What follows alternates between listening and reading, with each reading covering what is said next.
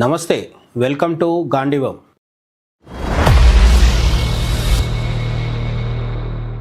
West బెంగాల్లో elections జరుగుతున్నాయి.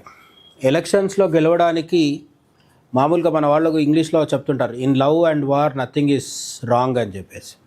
అట్లనే in love, war and Bengal elections nothing is war wrong అని మమతా బెనర్జీ ప్రూవ్ చేస్తుంది అనమాట. ఎందుకంటే ఓడిపోయే అవకాశాలు రోజురోజుకి స్పష్టమవుతుండటంతో చివరి ఆప్షన్గా అన్ని రకాల అస్త్రాలని బయటకు తెస్తుంది.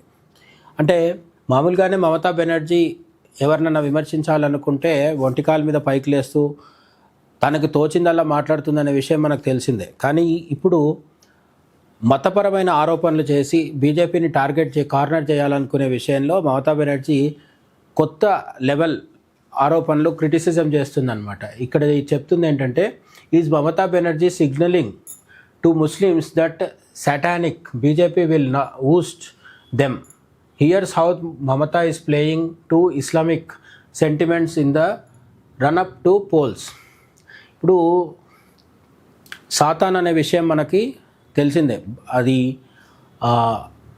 సెమెటిక్ రిలీజన్స్లో, అబ్రహామిక్ రిలీజన్స్లో అంటే క్రిస్టియానిటీ కానీ ఇస్లాంలో కానీ సాతాన్ అంటే నెగిటివ్ ఫోర్స్, దేవుడికి వ్యతిరేకంగా ఉండే విలన్ అనుకోవచ్చు అనమాట. ఆ పదాన్ని ఇక్కడ ఎందుకు వాడాల్సి వచ్చింది అంటే, సాతానిక్ బీజేపీ అంటే బీజేపీని ముస్లింలకు బద్ధశత్రువుగా, ముస్లింల అంతం కోసం పనిచేసే కుట్రదారుగా బీజేపీని ప్రొజెక్ట్ చేయడంలో మమతా బెనర్జీ శతవిధాల ప్రయత్నిస్తుంది అనేది ఈ ఆర్టికల్ సారాంశం. In the middle of the West Bengal Assembly election campaign, Chief Minister Mamata Banerjee has once again sparked a political debate with her sharp remarks targeting the Bharatiya Janata Party. Speaking at a rally in Shamsherganj, she warned voters that if her party, the Trinamool Congress, is not re-elected, the BJP would bury the Bengali language.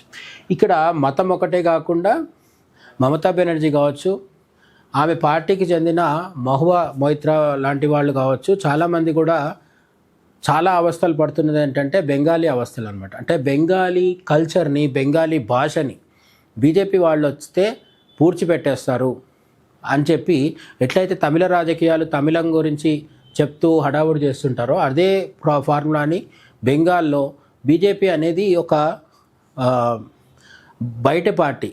కానీ తృణమూల్ కాంగ్రెస్ అనేది Bengali party. కాబట్టి ఈ బెంగాల్లో బెంగాలీ ఐడెంటిటీని కాపాడుకోవాలంటే తృణమూల్ కాంగ్రెస్ని ఎన్నుకోండి అంటే, తృణమూల్ కాంగ్రెస్ మూడోసారి అధికారంలోకి లేదా నాలుగోసారి అధికారంలోకి వస్తే తాము ఏం చేస్తామని చెప్పడం మానేసి బీజేపీ వస్తే ఏం జరుగుతుందో మాత్రమే ప్రచారం చేసే స్థితికి మమతా బెనర్జీ వచ్చిందనేది ఇక్కడ మనం గుర్తించాలి. She went a step further calling the BJP satanic and urging people to vote for the TMC candidate Amirul. According to her, if people fail to support TMC, the BJP would take control of regions like Malda, Murshidabad and North Bengal. ఈ మాల్డా అనే విషయం గురించి, మాల్డా అనే area గురించి ఈ మధ్య వార్తల్లో చాలాసార్లు వింటున్నాం. జ్యుడిషియల్ ఆఫీసర్స్ అక్కడికి వెళ్తే కొంతమంది మహిళా అధికారులతో సహా అందరినీ బంధించి అక్కడున్న టీఎంసీ కార్యకర్తలు, టీఎంసీ యొక్క క్యాడర్స్ ఎవరైతే ఉన్నారో వాళ్ళు కొన్ని గంటల పాటు వాళ్ళని నిర్బంధించడం జరిగింది. అలాగే మాల్డా, ముర్షిదాబాద్, నార్త్ బెంగాల్లో ముస్లిం పాపులేషన్ ఎక్కువగా ఉంటుంది. అలాగే అక్రమ వలసదారులు కూడా అక్కడ సెటిల్ అయ్యారనేది చాలామంది చెప్తూ ఉంటారు. వాళ్ళను ఉద్దేశించి ప్రసంగిస్తున్న సమయంలో బీజేపీని ఒక పెద్ద బూచిగా చూపించే ప్రయత్నం మమతా బెనర్జీ చేసింది.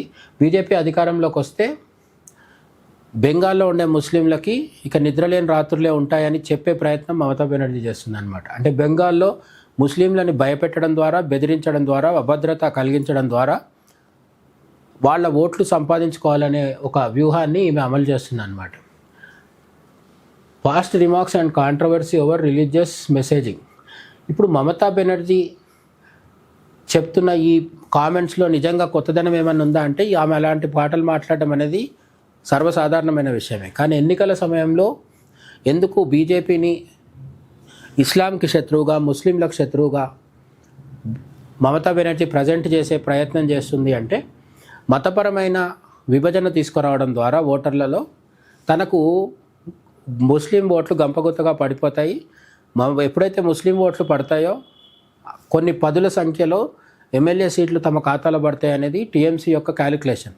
గత ఎన్నికలు చూసుకున్నప్పుడు కూడా ముస్లిం ఓటర్లు పెద్ద ఎత్తున టీఎంసీకి ఓటేయడంతో చాలా నియోజకవర్గాల్లో టీఎంసీ గెలవడం అనేది చాలా ఈజీగా జరిగిపోయింది. ఇప్పుడు ముస్లిమ్స్ ఎక్కువగా మెజారిటీగా ఉండి హిందువుల సంఖ్య తక్కువ ఉంటుందో అవన్నీ 100% టీఎంసీ ఖాతాలో పడిపోయినాయి. ఈసారి కూడా అదే చేయడం కోసమని మమతా బెనర్జీ ఇటువంటి కామెంట్స్ చేస్తుంది. అయితే దీనికి రెండు వైపుల పదన ఉంటుందని కూడా కొంతమంది విశ్లేషకులు చెప్తున్నారు. మమతా బెనర్జీ ముస్లిం ఓట్ల కోసం చేసే కామెంట్స్ ఆమెకు హిందూ ఓటర్లను దూరం చేసి హిందూ ఓటర్లు బీజేపీ వైపు వెళ్ళి పోలరైజేషన్ జరిగే అవకాశం కూడా ఉందని చెప్తున్నారు. అదే జరిగితే ఇప్పుడు చెప్తున్న ఒపీనియన్ పోల్స్లో వస్తున్న 150 లాంటి సంఖ్య కంటే ఇంకా ఎక్కువ సీట్లు బీజేపీకి వచ్చే అవకాశం కూడా ఉంది. టీఎంసీ పార్టీ చిత్తుగా ఓడిపోయే అవకాశం కూడా ఉంది. ఎందుకంటే బెంగాల్లో ముస్లిం జనాభా అత్యధికంగా ఉండొచ్చు, కానీ కేవలం ముస్లిం ఓటర్లనే నమ్ముకొని అధికారంలోకి వచ్చేస్తామనేది మాత్రం కేవలం భ్రమ మాత్రమే. Post poll and violence and allegations. The issue of post poll violence in West Bengal continues to be a major point of attack against the TMC government. After the 2021 assembly elections, several reports of violence surfaced, particularly targeting BJP workers. ఒకసారి ఎన్నికలు పూర్తయిన తర్వాత తమకు vote వేయలేదు అన్న కోపంతో, కసితో, ద్వేషంతో ఏ ఏరియాల్లో ఎవరు తమకు ఓటు వేయలేదో గుర్తించి వాళ్ళ మీద భౌతిక దాడులు చేయడం, అలాగే స్త్రీలైతే వాళ్ళని లైంగికంగా హింసించడం, రేపులు వంటివి చేయడం, ఇలాంటివన్నీ మనకు చాలాసార్లు బెంగాల్ నుంచి వచ్చిన రిపోర్ట్సే. భారతదేశంలో మరెక్కడా లేని విధంగా ఎన్నికలు ముగిసిన తర్వాత పోస్ట్ పోల్ వైలెన్స్, ఎన్నికల రిజల్ట్స్ వచ్చిన తర్వాత జరిగే హింస బెంగాల్లో తీవ్రంగా ఉండడం అనేది మనకు తెలిసిన విషయమే. ఈసారి కూడా అదే జరుగుతుంది అని టీఎంసీ మీద ఆరోపణలు ఉన్నాయి. అంటే బీజేపీని స్పష్టమైన మెజారిటీతో గెలిపించకుండా ఓట్లు అటు ఇటు వేస్తే ఖచ్చితంగా టీఎంసీ మళ్ళీ అధికారంలోకి వస్తే ఎవరైతే బీజేపీకి ఓట్లు వేశారో వాళ్ళ మీద హింస జరుగుతుంది అనే ఒక భయం అయితే ఓటర్లలో గ్రౌండ్ లెవెల్లో ఉందని చాలా మీడియా రిపోర్ట్లు, సర్వేలు కూడా చెప్తున్నాయి. If you are not there was warning that raised eyebrows. టీఎంసీకి సంబంధించిన ఒక నేత మీరు మాకు ఓటేయకపోతే మీ సంగతి చూస్తామని చెప్పి కెమెరా ముందు డైరెక్ట్గా జనాలని బెదిరించడం, భయపెట్టడం అనేది చూడడం జరిగింది.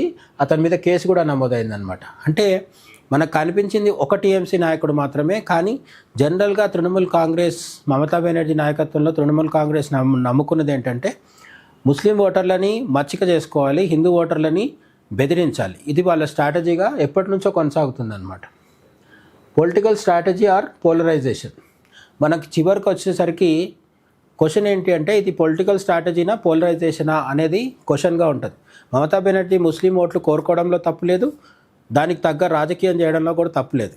కానీ ఆ క్రమంలో ముస్లిం ఓటర్లని అభద్రతలోకి, భయంలోకి తోసేసి వాళ్ళని ఒక రకమైన భయం ద్వారా లొంగ తీసుకొని వాళ్ళ ఓట్లు వేయించుకునే ప్రయత్నం చేస్తే ముస్లిం ఓటర్లు ఓటు వేస్తారో లేదో తెలియదు, కానీ హిందూ ఓటర్లు మాత్రం మమతా బెనర్జీ చేస్తున్న ముస్లిం సంతుష్టీకరణ, మైనారిటీ సంతుష్టీకరణను చూసి ఇప్పటికే 15 ఏళ్ల నుంచి ఆమెను భరించారు. కాబట్టి ప్రజా వ్యతిరేకత అనేక విషయాల్లో, అన్ఎంప్లాయ్మెంట్ కావచ్చు, అంటే నిరుద్యోగం కావచ్చు, పెట్టుబడులు లేకపోవడం కావచ్చు, రాష్ట్రం అభివృద్ధి చెందకపోవడం కావచ్చు, ఇవన్నిటితో పాటు మైనారిటీ సంతుష్టీకరణ హద్దులు దాటి మమతా బెనర్జీ చేస్తుండడంతో ముస్లింల పట్ల మమత అడ్డు అదుపు లేకుండా పోవడంతో జనాలు, అంటే పర్టికులర్గా హిందూ ఓటర్లు పునరాలోచిస్తారని చెప్పి, అంటే తిరిగి ఒకసారి ఆలోచించుకుంటారు. ఎలక్షన్స్ ఓటు వేసే రోజు ఇప్పుడు అంటే ఇంకా టైం ఉంది, 2 దశల్లో జరుగుతుంది బెంగాల్ అసెంబ్లీ ఎన్నికలు. మొదటి దశ తర్వాత రెండో దశ చాలా కీలకమైందని కూడా చెప్తున్నారు. ఎందుకంటే మొదటి దశలో ఉండే నియోజకవర్గాల్లో మమతా బెనర్జీకి పెద్దగా సవాల్ ఎదురు కాకపోవచ్చు, కానీ రెండో దశలో 29వ తేదీన జరిగినప్పుడు చాలా తీవ్రమైన ప్రతిఘటన బీజేపీ వైపు నుంచి ఉంటుంది అనేది చెప్తున్నారు. కాబట్టి ఎక్కడైతే బీజేపీకి పట్టుందో ఆ పట్టున్న ప్లేసుల్లో మమతా బెనర్జీ ఇప్పుడు చేస్తున్న ముస్లిం ఓటర్లకు అనుకూలమైన వ్యాఖ్యలు ఏవైతే ఉన్నాయో అవన్నీ బీజేపీకి అనుకూలంగా హిందువుల్లో పనిచేస్తాయి, అది పోలరైజేషన్కి దారితీస్తుందని ఈ రిపోర్ట్ చెప్తుంది. మరి నిజంగా మమతా బెనర్జీ చెప్పినట్టు బీజేపీని చూసి, బీజేపీ అనే బూచిని చూసి భయపడి ముస్లిం ఓటర్లు మమతా బెనర్జీకి ఓటేసి 4వసారి మమతా బెనర్జీని మరొకసారి సీఎం చేస్తారా? లేదు, మే 4వ తేదీతో మమతా బెనర్జీ రాజకీయ పొలిటికల్ కెరీర్ అక్కడితో ముగిసిపోతుందా? చాలామంది మమతా బెనర్జీ ఈసారి ఓడిపోతే ఇంకా అక్కడితో ముగిసిపోయినట్టే అంటున్నారు. ఎందుకంటే 30 సంవత్సరాలు బెంగాల్ని పరిపాలించిన కమ్యూనిస్టులు ఈరోజు 0 సీట్లతో మిగిలిపోయారు. బెంగాల్లో కమ్యూనిస్టులకు 0 సీట్లు, అంటే ఒక్క సీటు కూడా లేదు, ఎమ్మెల్యే సీట్లు, ఎంపీ సీట్లు లేని పరిస్థితిలో ఉన్నారు.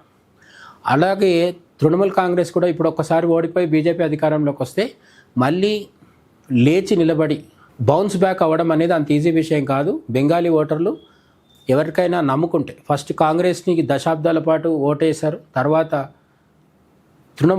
కమ్యూనిస్టులని సిపిఎం పార్టీని కూడా అనేక దశాబ్దాల పాటు నెత్తిన పెట్టుకున్నారు. ఇప్పుడు మమతా బెనర్జీని కూడా అనేక సంవత్సరాలు చాలా తీవ్రమైన హింసాత్మకమైన ఘటనల నేపథ్యంలో కూడా నెత్తిన పెట్టుకున్నారు. కాబట్టి ఈసారి మే 4వ తేదీన బీజేపీకి కానీ ఒకవేళ అధికారం వస్తే అది మమతా బెనర్జీకి ది ఎండ్ అంటున్నారు. అదేంటో చూడాలంటే మాత్రం మనం మే 4th వరకు బెంగాల్ ఎన్నికల్ని ఫాలో అవుతూ వెయిట్ చేయడం తప్ప వేరే మార్గం లేదు. మీ ఒపీనియన్ ఏంటో కామెంట్ సెక్షన్లో చెప్పండి. Thank you. జై హింద్.